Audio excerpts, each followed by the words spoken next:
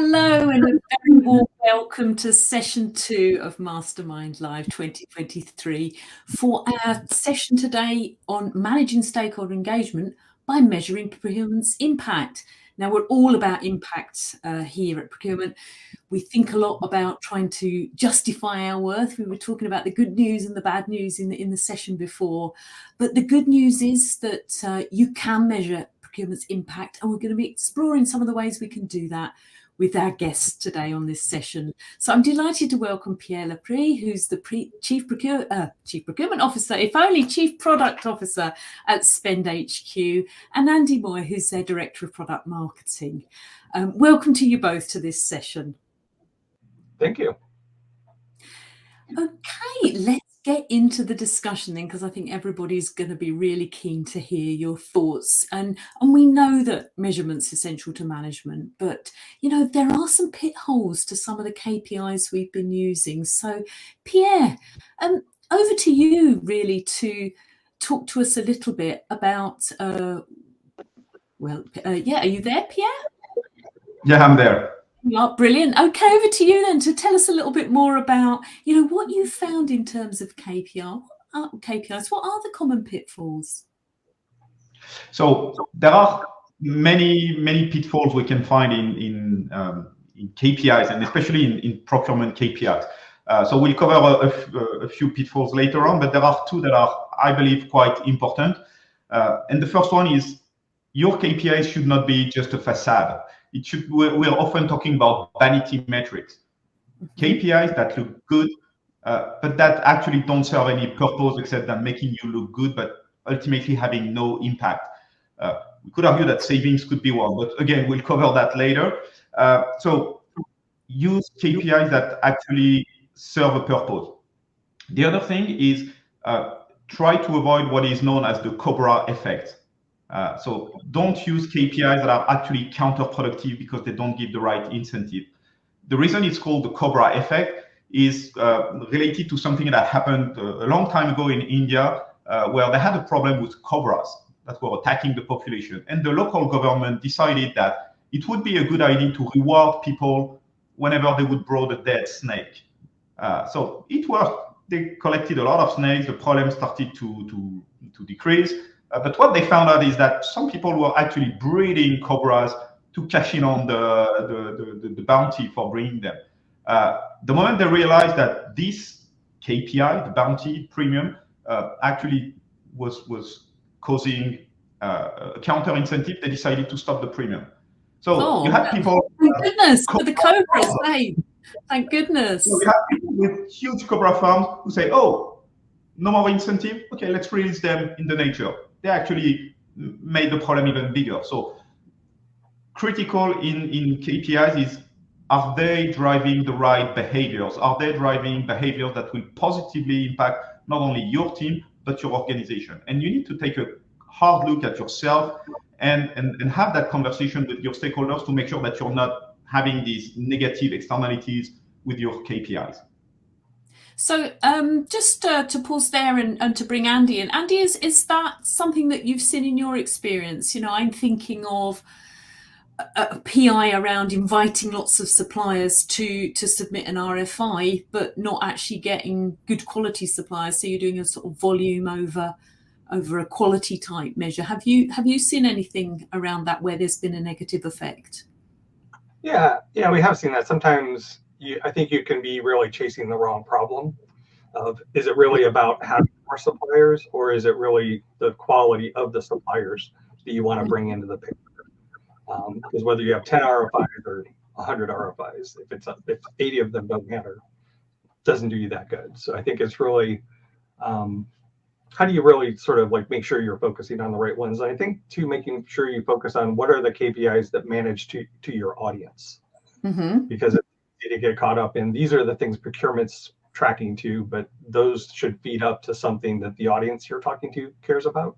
And how do you really tie those together? Because otherwise they're not understanding what value you're bringing to the table.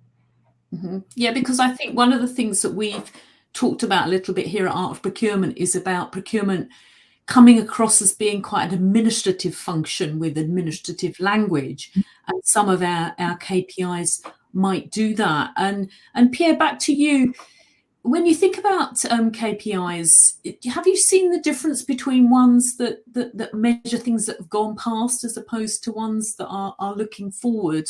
And have you seen any difference in terms of the impact there? So clearly, when you talk a bit about the theory of KPIs, that's the notion of trailing or leading indicators. Mm-hmm. Trailing indicators are things where you look in the past at what happened. They're generally a good way to see if your actions had a good impact, mm-hmm. And that's probably needed to a certain extent. Leading indicators are harder to find and to manage, but they actually are much better because they help you somehow predict what's coming on, what's coming up. There can be a few examples of leading indicator, but it's basically identifying the trends that you can see today in your data, mm-hmm. and measuring and letting you see what's coming up. A very basic one is the amount of open purchase orders you have is a leading indicator of how much cash will be out of the door in 30 to 60 days, depending on the average payment term. So that's mm-hmm. very basic, but that's the idea. And you need an intimate knowledge of your spend information, your performance information, to identify those leading KPIs, because you don't want to be reacting to a situation trying to fix it. Rather, what you want to do is anticipate and find the signs that tell you that you're on the right track or that you need to course correct in order to bring performance. So this notion of trailing and leading indicators is really key, and you should build that in your scorecard, and because they all serve a purpose, just not the same. That's really interesting, and I think I'd encourage participants in the session to put some examples of indicators that they might measure in their teams, where they might be trailing, they might be leading, they might be the cobra ones driving the wrong behavior, or some super ones that are actually really positive. So we'd love to see that in the chat as we go along. Pierre, sticking with you then, you mentioned that pesky indicator that we all love to measure, which is savings. Is it possible to have good savings but bad outcomes, or is every saving a good thing to have, and every measure around savings a good thing to have? What have you seen? So this is a debate that is as old as procurement is, and I can certainly see some people in the audience grabbing their pitchfork. So yeah, it can be a contentious topic. Savings or financial contribution can be a good thing, but that's a prime example of KPIs that can go really bad if managed poorly. I've seen, so I was a practitioner. I've seen buyers in my team tell the supplier, look, increase your price by 20% because I will need to make some savings. That's a terrible way of managing savings. Mm-hmm. One way to approach that is to actually build alignment with finance. The moment you start defining the rules with finance, the framework, and it's not a 20 pages document, it's a 4 pages document describing how you calculate financial contribution. That could be run rate reduction, that could be cost avoidance, and all of that has value as long as you align with finance. So define the rules of the game with finance. When you have a project, discuss upfront with them whether you agree on the baseline, on the type of contribution, and on the ambition, the target. The moment you build that alignment, then measuring the savings at the end is just a check the box situation. And because you've built alignment, there is no longer endless conversation, no more beans counting with finance. The one thing you need to know is that these savings will always be wrong. They will always be wrong, but we don't care, and finance doesn't care. Finance wants to build a common understanding with you of how much contribution and what is the trend you're bringing the cost. And so, is this the ultimate procurement KPI? Hell no. Is it a critical one? Yes. Because that would be like having a salesperson saying, you know what, I entertain great relationship with my clients. Oh, the revenue? No, we don't care. It's the same. We're here to help with the cost. It's not a cure-all remedy. It's not the silver bullet. But if we don't do that, among other things, I tend to believe we're losing a lot of our relevance. Mm-hmm. That's where you can plug in the pitchforks. Andy, I'm seeing you nodding your head there. Did you want to come in at all on this topic of savings? Sorry, you broke up for a second there. Did you want to come in on this topic of savings, Andy? Oh yeah, no, I totally agree. Sorry, I was saying you broke up a little bit. Yeah, I would agree. I think there's sometimes you can drive the wrong behavior, and I think totally agree with Pierre. I think it's all about really agreeing to what you're tracking, how you're reporting it, and the key is that it's accurate, because that's one of the biggest things is how are you really tracking that all the way through from identifying it to tracking it and reporting on it, and being able to defend the numbers is the biggest. Yeah.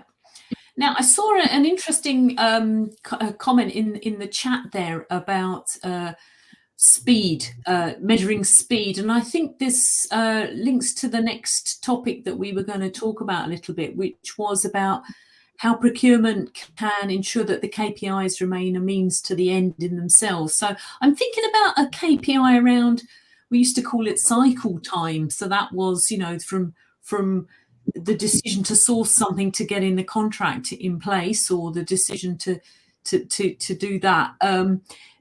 Pierre, back to you. Do you see any KPIs that can be a really good means to an end in themselves? Something like cycle time, does that drive efficiency, or could that be something that might have some unexpected, perhaps positive behaviours or negative behaviours? What have you seen? So cycle time is an interesting one, although it's, I believe, rather transactional and somehow trailing indicator. Mm-hmm. Just look back and look at the cycle time. It doesn't tell you anything on the performance. Some more leading indicators or KPIs is the stage of involvement. Have we been involved at the moment of making a decision to purchase or to go source something and define the need? Or have we been asked at the last minute to put our stamp on a contract and twist the supplier's arm?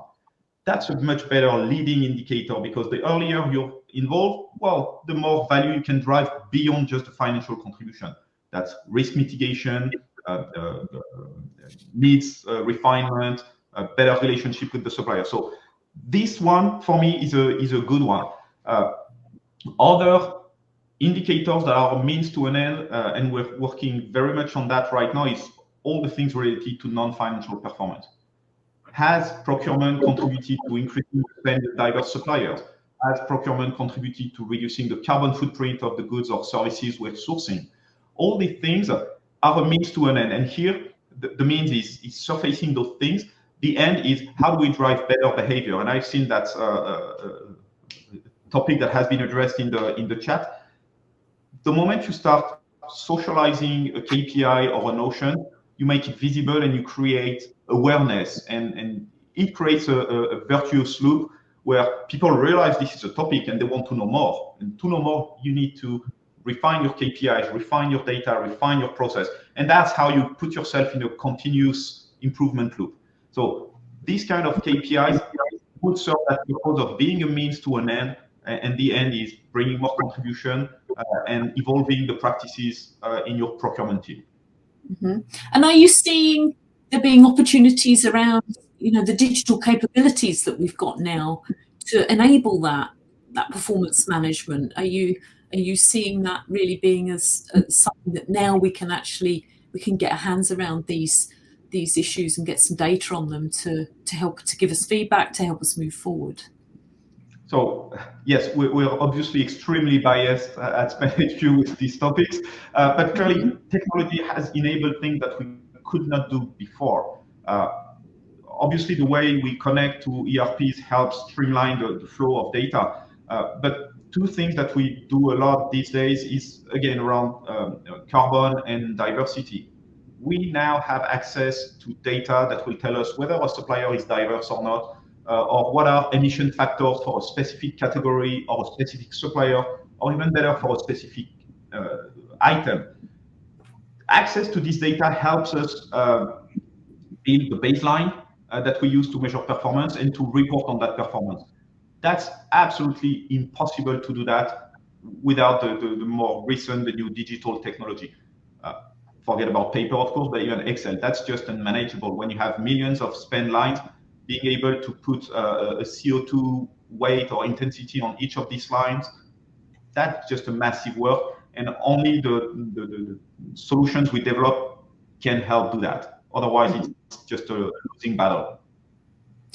Okay, there's been some comments in the chat about partnering with finance, and Andy, I think I'd like to bring you in here when we talk about contextualization of KPIs and playing to the audience or the stakeholders that we're engaging with. To what extent do you think we do need to think about contextualizing our KPIs, and in particular, what about finance? Do we need to have some special attention for them? Yeah, I think it's the age-old debate, as Pierre knows all too well in procurement, is the alignment with finance. And I always put it down to, it's almost two groups speaking completely different languages. And it's hard to put yourself in the other's shoes. And I think a lot of times procurement needs to really think about who is the audience I'm presenting to.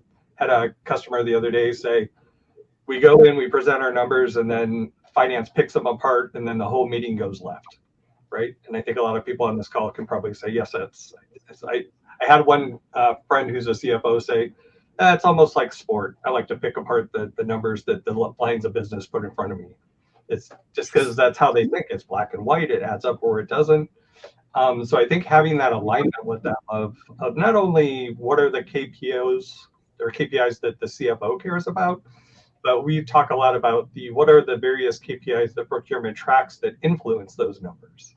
Is finance worried about mergers and acquisitions, so they're worried about cash flow? Well, where can we impact cash flow? We need to make sure we're tying to that. So there's a lot of different ways to look at it. And if you think about then even switching to talking to a CIO, worried about IT spend, that's a whole different discussion with a different set. And it's really understanding what are they trying to track to? How can I better show that I'm impacting their outcomes? Because at the end of the day, I want to be seen as not administrative, but how am I helping drive value in the business? And something like managing risk for a CIO, think about cybersecurity and this sort of thing, is a KPI that we can bring in there that we perhaps wouldn't have thought of, where we're thinking about demand management, license spend, contracts and so on. But for them, that KPI is key. Somebody in the chat, I think is Mark, was talking about contribution to the bottom line and revenue, and procurement being a profit center. That's an interesting KPI, isn't it? That perhaps finance, perhaps even the CEO would be very interested in. Have either of you seen any interesting ways to capture that contribution and that performance and report it back and discuss it with stakeholders? Pierre, You were nodding there. So we have a few clients. So interestingly enough, I realized they're both in the transportation industries. One was selling advertising space on their trains, and the other was selling maintenance services for engines. And these are the kind of things that procurement definitely has a contribution to, because they're ultimately dealing with the supplier that might actually become clients. When you think of it, shaving 10% of the unit price of some widgets you're buying, or cashing in on some revenue, it has the same impact on P&L. So you can track these just like savings. It's just how do you earmark those contributions so that they can be distinguished. So we have clients who actually track revenue generation side by side with savings that have an impact on the P&L. It's just flagged differently. And that's extremely powerful, because when you're having that conversation with the CFO, if you build alignment on the savings, you can rely on the number. It's no longer a topic. When you start talking about revenue generation, then you get the CFO's attention, and then you can start driving that and say, hey, we've realized we could generate, I don't know, 250K by doing this. Look, that's what we've done. How much more can we do? we'd probably need one more resource. We have a client that has set up some kind of BPO for their members. That's a massive revenue generation opportunity. That's one of the biggest contributors to the gross margin of their business. And until you can materialize, surface this number, and discuss them with the C-suite, you have no say in the process. And only when you can have those educated, fact-based conversation, that's where you can further improve the value generation for the business. So definitely procurement and revenue generation, that's possibly a cultural barrier that we need to destroy, but we definitely have some leverage there. Yeah, Andrew, you're nodding in agreement there. Did you want to come in? Yeah, it's funny because it is. I do think I agree. We have to destroy that wall because there's so much that they could do together.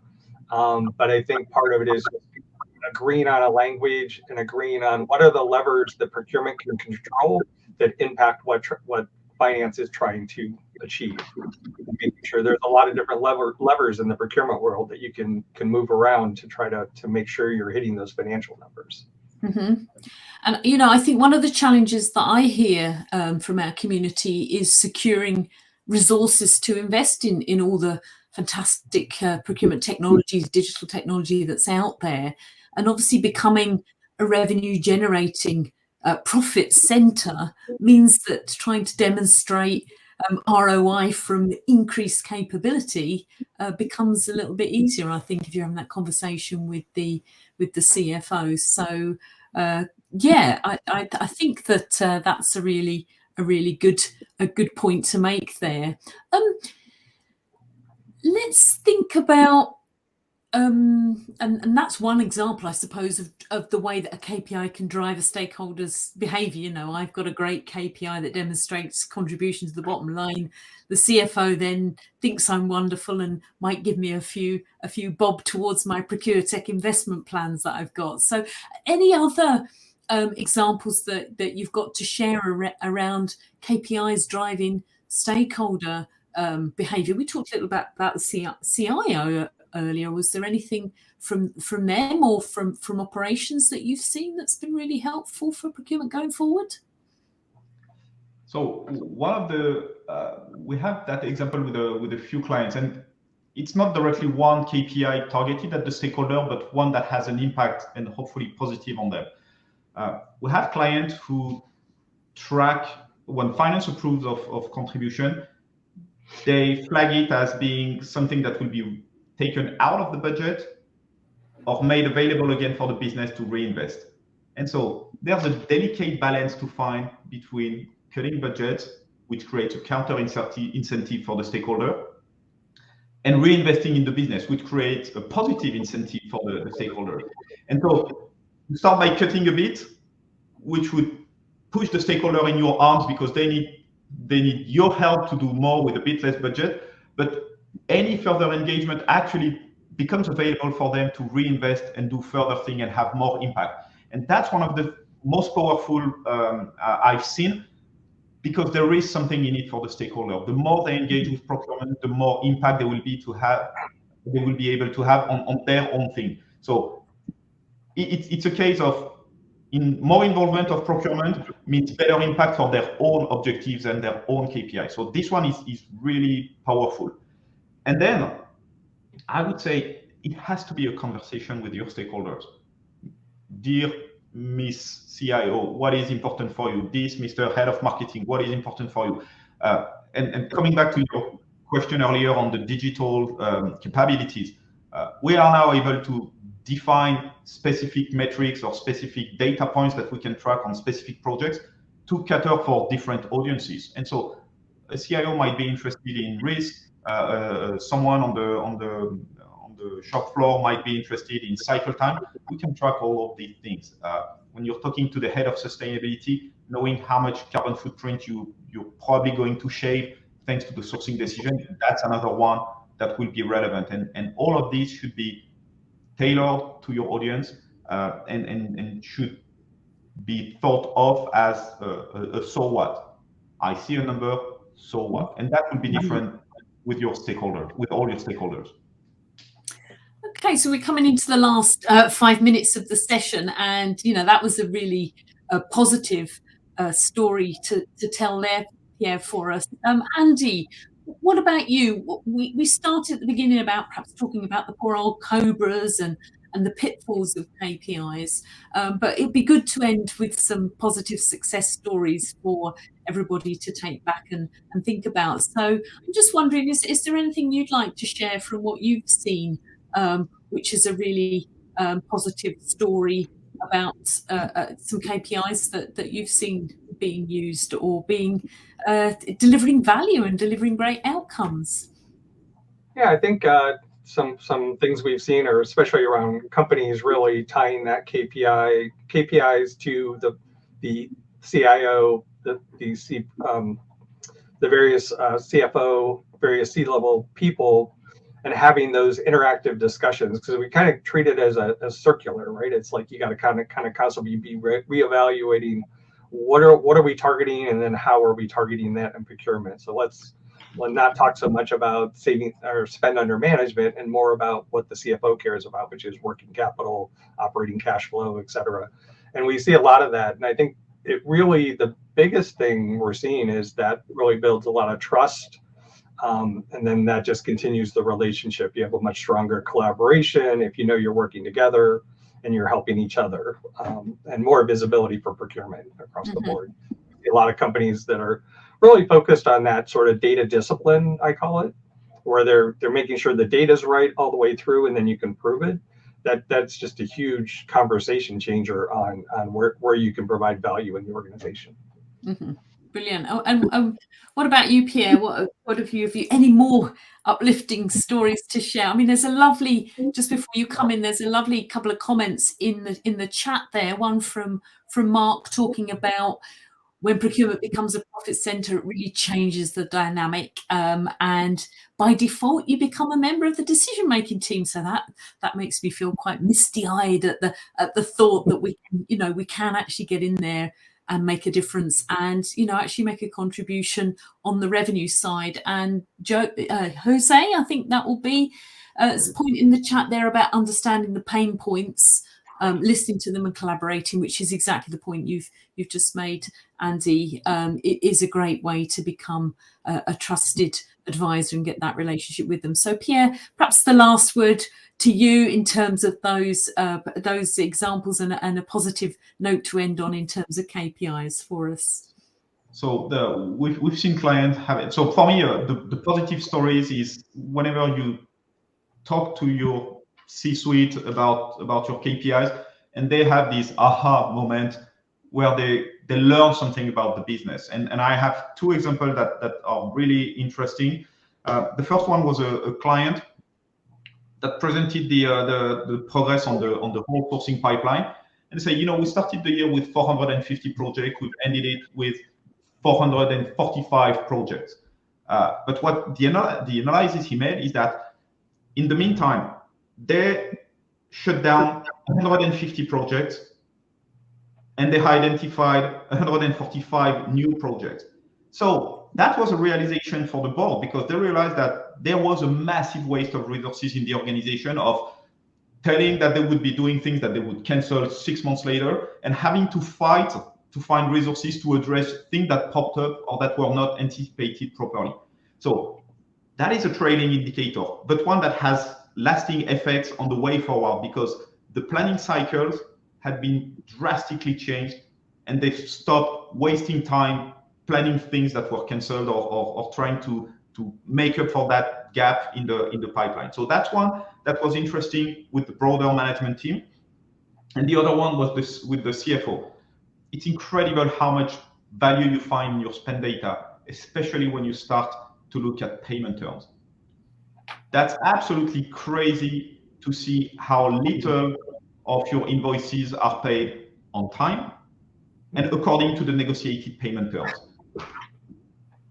If you pay your invoices earlier than negotiated, that's a massive waste of working capital. And this really starts to account for millions of dollars or euros or pounds of working capital. But also realizing that you're paying your invoices late might be damaging to your supply chain. It helps the relationship, and it can simply kill suppliers. In France, there was a statistic recently that says 25% of company defaults are due to late payments. You don't want to inflict that onto your supply chain because you're hurting yourself in the end. So having these KPIs around on-time payment, and on-time payment is not only late payment, but it's also early payment. This is a massive driver for action and for improvement. So the moment you present a CFO with this thing, it looks like it's Christmas for the CFO because they have extremely actionable insights that they can work right after the meeting and say, hey, we need to fix that. So those stories are just like music to my ears every time I hear them. Well, thanks for that, and a couple of great examples to finish our session on. And it just remains me to thank you both, to thank Pierre and Andy from Spend HQ for sharing all of that really interesting insight, and to you, the people attending, for all that those fantastic examples and points that were made in the chat. So stay tuned, as we say, join the next session where we'll be imagining the power of the procurement metaverse. And that's with Clive Arhill, who's the founder and CEO of Lavinia AI. And that's going to be moderated by my colleague, Philip Ideson. So head on over to the next session and we'll see you there.